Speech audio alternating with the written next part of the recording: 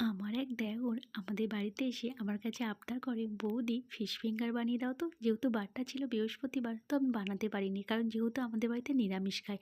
তো আমি তাই আলু দিয়ে বানিয়ে দিয়েছিলাম আলু ফিঙ্গার। রেসিপিটা দেখুন তো কেমন হয়। প্রথমে আমি সেদ্ধ আলুটা হাতের সাহায্যে ম্যাশ করে নিয়েছি। ওতে দিয়েছি 1 চামচ আদা বাটা, দিয়েছি সামান্য পরিমাণ হলুদ গুঁড়ো, সামান্য পরিমাণ লঙ্কার গুঁড়ো, দিয়েছি পরিমাণ মতো নুন, সাথে দিয়েছিলাম সামান্য পরিমাণে সর্ষের তেল, আর দিয়েছিলাম ভাজা লঙ্কা। প্রায় সমস্ত উপকরণ আমি খুব ভালোভাবে হাতের সাহায্যে মাখিয়ে নিয়েছি।